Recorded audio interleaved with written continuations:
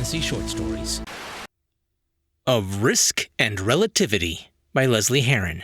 Chapter 11, Ship Shape. Lucas could count, on one hand, the number of times he had been stunned into silence. An image of delicate blue lanterns hanging in his greenhouse was one of them. But he tamped that imagery down, pushing it back into the corner of his mind where it belonged. But as he stood before a mechanical pirate, surrounded by wooden crates and bedsheets, he could confidently add this moment to his list of shocked silences. Come aboard, come aboard. Bram waved them down as he spun, his giant treads wheeling him back up a ramp to the deck of the ship. The Grimsea browser has all the standard parameters. He plucked up his plunger and used it to point at several things.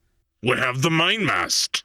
He tapped the tethered monstrosity of mops and unused laundry baskets, where a towel, repurposed into a crude Jolly Roger flag, hung limp in the stagnant heat. He swiveled around, pulling back a bedsheet to reveal the captain's quarters. Laughing, Atlas counted no less than 20 boxes, all labeled rum, inside the cramped nook. And of course, the figurehead. Lucas's mouth dropped as the robot gestured to an abducted statue from the main lobby of the hotel. And given the detail of it, and that the hotel manager was a Gorgon, it wasn't a hard stretch of the imagination to think that this figure might have once been alive. It was lashed upright to a wooden crate. He swallowed. The narrow thought that Miranda might do the same to them if he couldn't get Bram under control pierced his mind. But why a pirate? Looking at said robot, he noticed that the panel that had once been open, exposing the machine's missing voice box module, had been concealed by a well-placed crimson sash. He rubbed at his chin. The one they had first tried, the one that had nearly gotten them all killed, had altered the machine's personality in much the same way, turning him into a game show host. Lucas chuckled a little to himself, musing that pirate must have been the smudged P word on that particular gray box. Clearing his throat, he glanced pointedly around the room. Something was missing. "Where's the, crew?" A boiler room of this size could not run on a single set of hands alone, and Lucas knew there was supposed to be a team, but it was just the 4 of them. Mutiny. Bram thrust his plunger sword into the air.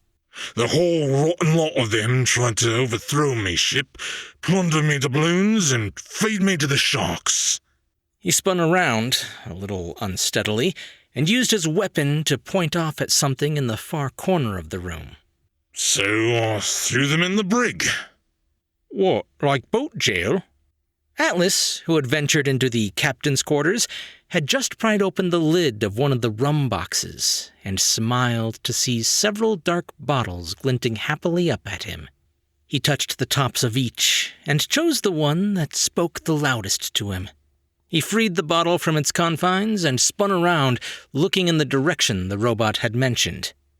He laughed to see 4 human-sized workers, arms folded and scowled faces, were pinned between full coal crates that had been tethered to one another by long strips of sheets. They weren't remotely in any danger, simply stuck. He brought the bottle up, pulling the cork from the neck with his teeth, and toasted the air in the direction of the good captain. "A better treatment than any traitorous scoundrel deserves." He tipped the bottle back, downing a swig of the golden liquid. It was warm and spiced, reminding him of a hug on a cold day. Lucas shot the Arcanist a look, questioning the reasoning for diving headfirst into the robot's delusions. Catching the curious glance from the Dryad, Atlas tipped the bottle in his direction, and with a slow, one-eyed wink, he invited the man to play along. "Seems to me," he began, pushing the bottle into the Dryad's hands, "that Captain Bram here is a real, honest-to-goodness buccaneer." With no other choice but to take the bottle, Lucas stared at the liquor. He had never had a tolerance for it, but he took a swig anyway. He coughed as it burned down his throat, wheezing before he questioned the Arcanist once more with a lift of his brow. Undine had just finished unbuttoning her coat before the damn thing constricted the life from her and shrugged it off her shoulders. She wanted nothing more than to leave, to return to her task of freeing herself from this prison, but the Arcanist clearly had a plan, and they needed to play along. She reached over, snatching the bottle from the other dryad, and drained it in one go, the pleasant taste calming her soul. Smiling, Atlas returned his attention to the robot who had sheathed his weapon and was fiddling with the towel hat atop his head. "And what do all good pirates hate?" The machine swiveled in his direction, a glint of pride shining in his one good eye. Scurvy? No. Atlas waved his hands. I mean, yes, but no. His dad had always wanted him to join the legal team of his operation, touting that he could sell water to a fish, and he had sharpened his silver tongue every day since because of that compliment. He moved closer, throwing an arm around the machine. Any good pirate despises the unnatural, the paranormal. I suppose that to be true.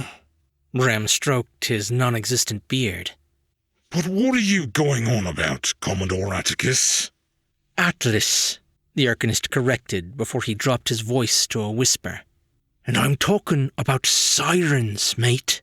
Sea witches and gorgons. Realizing at last where all this was headed, Lucas put his hand up, moving toward the pair. Nope. You cannot send a pirate after our boss. Stepping away from the machine, Atlas threw a hand on the Dryad's shoulder and gripped him hard, offering a glare that told him silently, "Stop talking." But what better way to get the captain here to leave his ship than by inviting him on an adventure with us? That sounds like a marvelous idea, Commodore Atlas. Ram swiveled around, unsheathing his plunger and flashing it through the air. We shall commence with monster hunting protocols at once.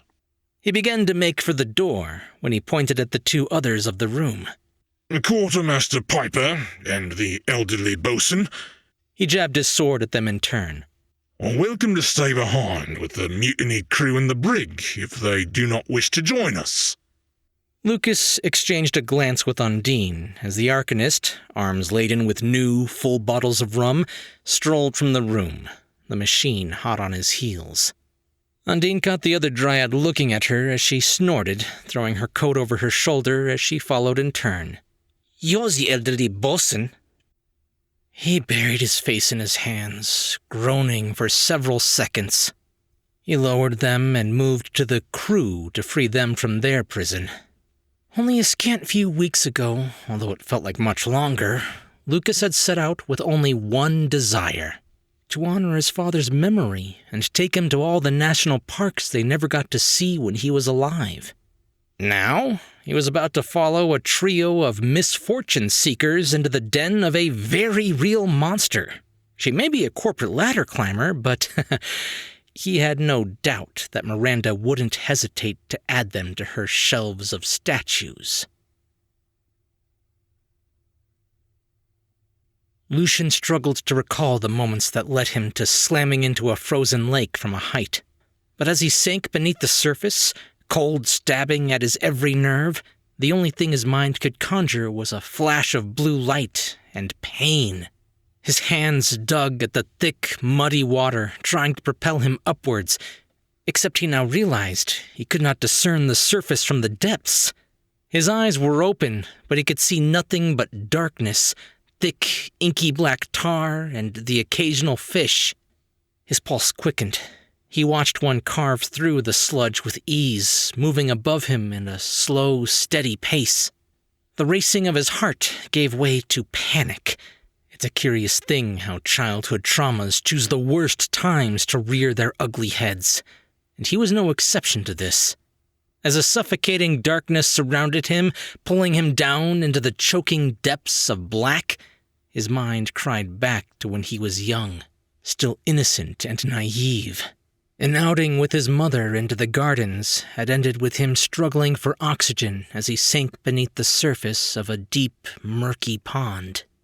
But unlike that moment, there was no one here to save him, no parent to reach in and pluck him from the water, and no comforting shoulder from a tear-stricken mother once he was safe. Resisting the urge to open his mouth as the burning pain in his chest clamped tight around his lungs, Lucian chose a direction and put out one hand, then another, attempting to swim through the muck. His crooked leg screamed in agony with each kick he made, but he pushed through the pain. It wouldn't be long now before he drowned. The dark water above him gave way to a faint glow. His fingers broke past the surface, a cool breeze gracing his skin. A tickle of hope filled him as Lucian brought up his other hand, pulling down against the sludge to propel himself to the surface, when something icy latched onto his crooked leg.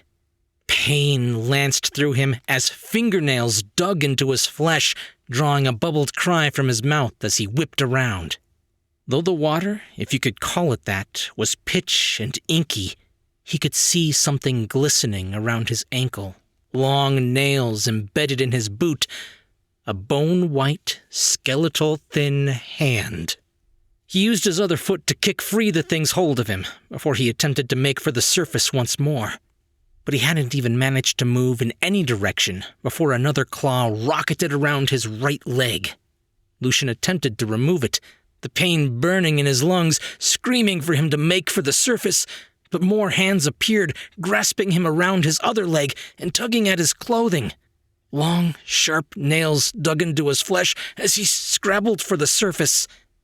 He looked up as his fingers once again broke free, and he could see, faint through the darkness, a glimmer of white moonlight, dancing across the rippling surface. But they would let him go no further. A fitting end to a cruel life, Lucian thought, as the edges of his vision grew dark, the moonlight dimming above the water as he was pulled further down. A final bubble escaped his lips, and Lucian let the fight leave his body as more and more hands pulled him down into the black. Something wrapped tight around his outstretched hand and hauled upwards. As his face broke past the surface, he sucked down a huge, wet lungful of sticky air. It made him choke as it laced his throat with a bitter sludge. He coughed and hacked around the slurry as he was hauled to the muddy banks of a shore. Lucian looked up when he felt his knees connect with solid ground, and a pang of guilt hit him, woven with surprise. His half-brother had saved his life. Collapsing back against a crooked tree, Herron struggled to catch his own breath, his eyes closed against the dreary sky. He glanced at his shadow and nodded a weak sign of thanks. He knew how much he had just used of Wraith, first to run to save Pyra, then diving after Lucian. He hoped the little creature was all right. "I will be okay. Just need to rest." He sounded weak. Herron looked down, locking his gaze on those bright yellow eyes that blinked up at him from his own shadow. "It was worth it. We saved them." "Where the hell are we?" Lucian flopped onto his back like a drowned rat. His brother had asked the same question that now burned in Herron's mind as he pulled his attention back to their surroundings. Beyond the lake was an endless sight of twisted black briars and deformed trees, their leafless branches tangled with one another, clawing at the sky to reach for the moons above. He could no longer see the ocean of autumn colors and elegant buildings carved from ivory. He could barely make out the shadowy figure of the mother tree, pale against the purple sky. And the faintest flash of blue lightning told him they had traveled far, so very far from where they were supposed to be. I feel like I know this place. I think we should leave." "I don't know if we can." Varen's eyes fell across his half-brother, lying on his back. His silver hair was stained black from the inky waters, and his once crimson robes were similarly uniform in color under the thick layers of mud. His ragged breaths were the only noise to break the silence that surrounded them. The man was in no shape to move. And even if he could, traveling would be difficult. It wasn't night, but it wasn't daytime either. They were stuck somewhere in between, a perpetual twilight. A land devoid of stars, and a light only by the 3 moons. The ripples had settled on the surface of the murky water, leaving a glassy reflecting pool where tiny lightning bugs danced with one another across it. But beneath the eerie calm and silence, he could hear the low rumblings of an animal. A growl, followed by the snap of a twig, sent the hairs of his body on end. We should find a better hiding spot. One that is not out in the open. Varen could only nod in agreement, his focus trained on the sound of snapping twigs growing ever closer. He reached for his brother, but couldn't find the strength to lift the man in his sopping wet clothes. I can help, but please, don't be mad. Power coursed through him, firing in his veins and muscles, and Varen hoisted his brother up, tossing one of Lucian's arms over his shoulder to carry his weight more evenly. Why would I be angry? As the pair shuffled away, their unsteady gait making the short trek to the tree line slow and arduous, Varen saw it.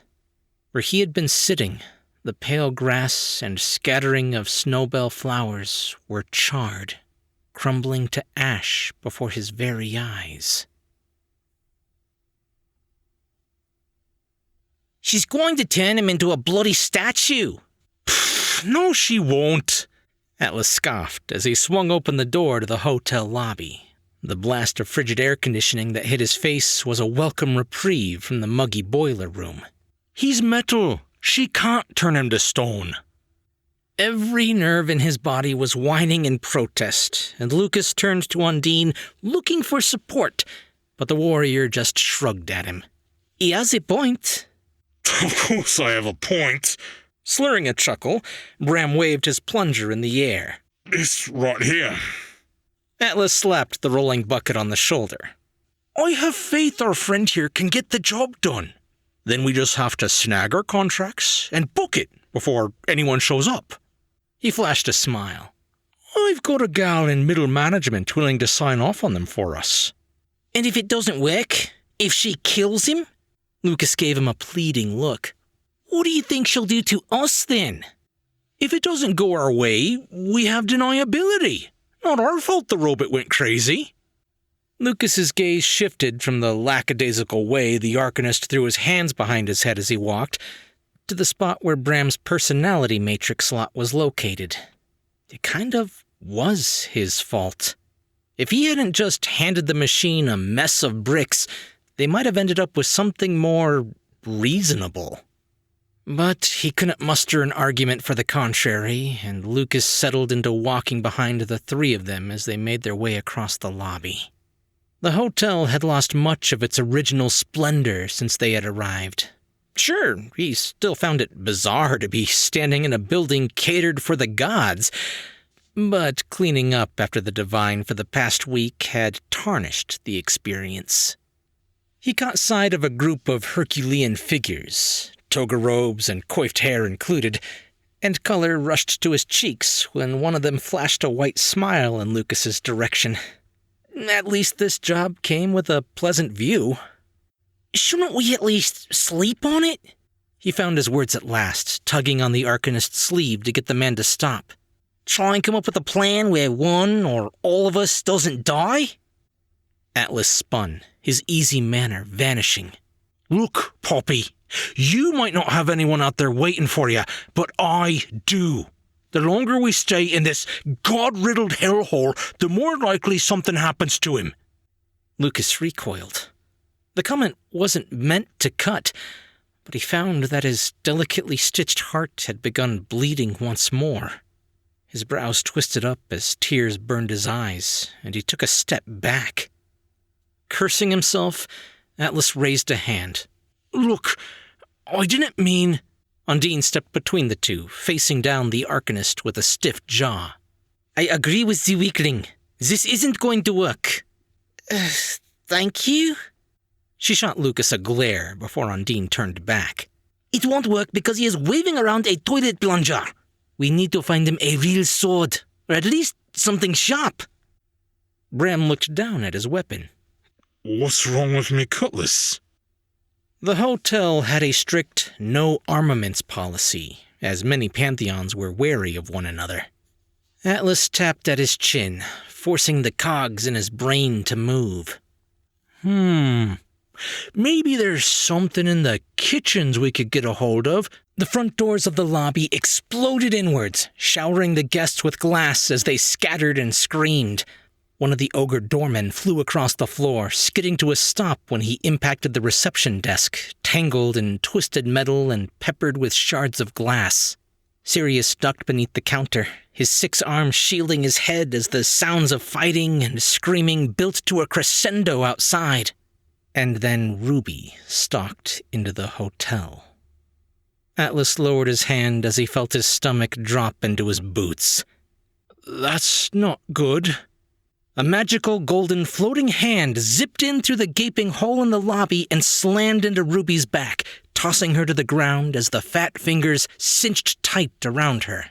She growled as 6 imps swarmed in around her, each one sporting a police badge. She forced herself to her feet, the magic of the floating hand sizzling around her dampening armor. It popped and frayed where it made contact with her until it dissolved completely, and Ruby dusted off the front of her skirts.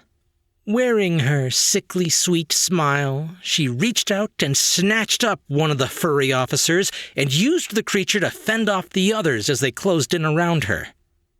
Licking his lips, Atlas began motioning for his party to head toward the atrium and the maze of rooms beyond. We need to leave before she spots us. Lucas and Undine shared a glance that said, simultaneously, you don't have to tell us twice. But as they rounded the corner, ready to duck out of sight, a bellowed command froze them in their steps. Sea witch! Stand and face me, you watery hag! Ruby dropped the battered imp guard as her narrow gaze drifted toward the metal man, a filthy plunger wobbling triumphantly in his hand. And then it moved toward a familiar head of copper hair, one peeking out just behind the wall, and a genuine smile cut across her lips. She grabbed fistfuls of her skirt and charged. The robot wheeled away from her at full speed as smoke plumed out from behind it. She closed in, her armored fingers scratching at the metal on the machine's chest, when she caught a flash of movement. An arm had swung out from around the corner and hurled a large ceramic planter straight at her face. Ruby skid to a stop, raising her arms to block the projectile. Dirt erupted from the broken pot, and she coughed, hacking and wheezing around the debris that clogged her lungs. She scooped fertilizer from her face and blinked several times, willing her vision to clear. And when it did, the blurry shapes giving way to sharp images, a fist sank into her face. The force nearly knocked Ruby from her feet, and she stumbled back, tripping over one of the imps that managed to pursue her. She found her footing and spun, the taste of copper and chemicals mixing on her tongue, ready to choke the life from the warrior dryad, when the business end of a plunger slammed into the side of her face, and she collapsed to the floor with a scream. Take that, you bilge-sucking wench! Bram dodged to the side as the sea witch hurled a fuzzy officer in his direction with a cry of frustration. The screaming ball of fur whizzed past, impacting somewhere above him in the titanic crystal chandelier. As if a million fairies were going to war, the room was deafened by the eruption of tinkling glass, shards raining down into the black pool below. Ruby once again pulled herself to her feet and whirled, sinking a boot into the robot, sending it sliding away, its treads whining in protest. Ruby felt something tingly smack into her, but the spell fizzled on contact, the taste of ozone lingering in the air. She turned, her eyes narrowing on the police imp with electricity still dancing around their fingertips, when she noticed the warrior dryad aiming another attack in her direction. She caught the punch and shoved back, slamming Undine's fist into her own chest. Spotting him at last, Ruby pushed past the wheezing dryad and reached for the Arcanist, hauling him up by his garish work clothes. Atlas struggled against her grip, trying to worm his way out of the uniform, but there were too many buttons. "What is your damage, lady? Why are you so obsessed with me?" "First, portal, take me now." Not even a moment passed, surely not long enough for Atlas to divine what she meant, when heavy footfalls flooded the atrium. He looked over Ruby's shoulder, and his jaw dropped, just a little. A group of Sasquatch bellhops were charging towards them. 7 feet of flabby muscle and thick fur, barely hidden beneath the same ugly uniforms he was wearing. Still holding the Arcanist, Ruby backhanded the first bellhop to reach her, sending it cartwheeling across the atrium and into the pool. The other Bigfoots froze, wide-eyed with terror, but not at Ruby, as they watched their companions splash frantically in the water, struggling to swim toward the edge of the pool. Something shiny snaked out of the blackened depths and wrapped around the skunk ape, dragging it down with a flash of silver scales and red fins. Not much frightened her, but even Ruby took a cautious step back. Bram wailed, "The devil of the sea is here. Batten down the hatches, boys. We're in for a bumpy night." Something heavy slammed into her forearm, and Ruby's attention whirled back to the moment as her fingers relinquished their hold on the Arcanist. She attempted to recapture him, but he danced away from her, skirting along the wall towards a stairwell. As she gave way to chase, the same heavy impact connected with her shin, and she buckled to one knee. Ruby's attention snapped over to see the male dryad wielding a metal stanchion, ironically holding the sign, "No Swimming," like a club. And he swung it once more, aiming for her head. "Leave my friends alone!" With a lazy swing of her fist, Ruby swatted the attack away and stood. Her eyes were glued on the object of her desires, and she took a step toward the Arcanist when a clumsy punch connected with the back of her armor. She turned, eyebrow raised, to see the dryad cradling a broken hand against his chest, but the other raised to strike. Fine, she thought. She placed her hands on his shoulders and, with barely an effort, slammed her forehead into his face, spilling him to the ground. Pain erupted through his skull as Lucas collided with the floor, blood gushing from his nose and mouth. Stars whizzed through his vision as he blinked up to see Ruby pulling back her fist to finish him off. He closed his eyes, ready to reunite with his father, when Lucas heard the punch land, but felt very much alive. He peeked open an eye to see that chiseled Greek god kneeling before him. He had blocked the blow with his forearms, and, even though he winced in pain, the Adonis shot him a toothy smile. The god shoved Ruby back and straightened out his muscular form. "Why don't you pick on someone your own size?" Lucas grimaced. Was it from the pain or the cheesy one-liner? He wasn't sure, but Ruby's second punch sent the deity flying through the far wall. "Avast, ye devil woman!" Bram barreled towards her, his treads tearing at the carpeted runners. He snaked his metal arms around her and lifted Ruby off the ground. He spun, his arms lengthening as he twirled her around, gaining momentum. "Back to the depths with thee!" With a final swing, Bram relinquished his hold on her, and the woman flew over the pool. She smashed into the chandelier, her back colliding with the central column of the light fixture, and she was engulfed by a plume of dust and swaths of angry pixies. She flailed her hands, finding purchase on a crystal that was twice her height, when the entire structure shuddered. A mighty crack tore through the atrium, echoing off the walls as the chandelier began to fall.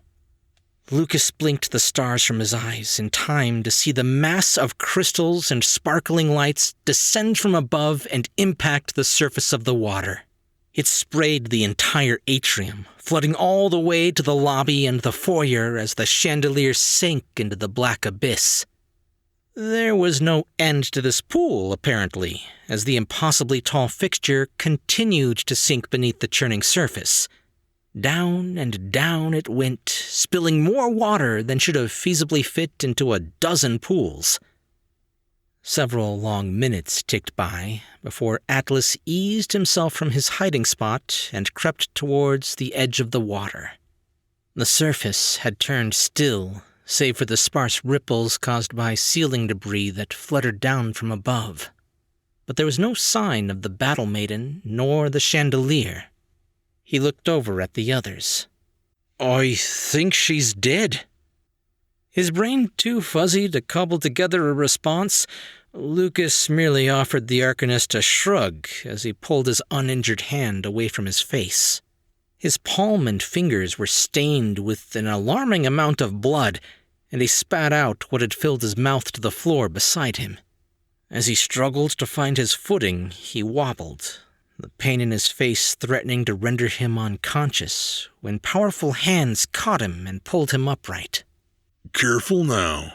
Looks like you took quite a hit there. Lucas became aware of strong fingers brushing away his hair, and he focused on the handsome Adonis as perfect chestnut eyes scoured his face. He immediately burned red and looked away. How many trash romance novels started out this way? I'm fine. She didn't hit me as hard as you, though. Are you all right? The god waved a hand dismissively. I've been known to take quite the pounding over the years. I mean, fighting and stuff. He assumed a boxer stance and threw a couple of jabs at the air. If you want, I could show you how to take a punch sometime. Lucas's brow quirked, the butterflies quickly being replaced by confusion. You want to punch me? Across the room, Atlas piped up. Oh, hell no! No! Get away from him! The god turned. Oh, hey bro, what are you doing here? Lucas blanched. All previous feelings evaporated. Bro? As in, your brother? The god? Pshaw! Atlas rolled his eye.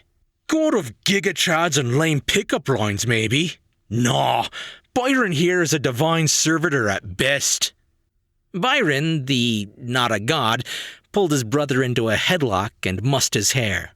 Good to see you too, little man. Lucas hung his head and sighed. So much for that daydream. Something caught his eyes as he turned away. A small patch of green moss with a single twirling vine growing out of it. There were even tiny white flowers, barely the size of a grain of rice, peppering the surface. And it was all growing from the blood he had spat on the ground moments before. Ondine? He looked up. Dryad question? Are those plants growing out of my blood? Or did I get hit harder than I thought? Ondine gave him a sneer before turning away. Go ask your mother. Lucas wanted to question her reaction. Why was it so full of hatred? But she was already walking away. Ahem!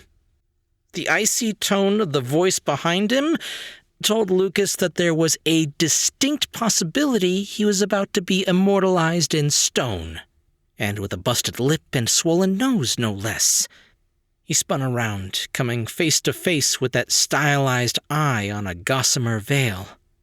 Miranda's smile was so painfully wide and obviously forced that she looked like a poorly carved jack-o'-lantern. You four, my office, now. Bram looked between the Gorgon and the pool. Did I drown the wrong watery floozy? Now.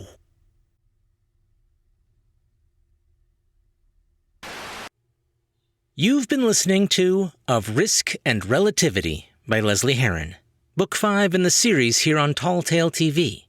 If you would like to listen to the entire book in one place, or any of her other novels, you can find them at talltaletv.com/series, or by following the links in the description. Okay, so, wait a second. If he's your brother, why doesn't he, Sound anything like me? Yeah, he spent most of his time bumming around on Dad's side of the family, where I hung out with Ma. No, what I meant was, why does he look like that, and you look like this? Oh, I know, right? Poor guy could never catch a break. I get all the looks and he got, well, puffy.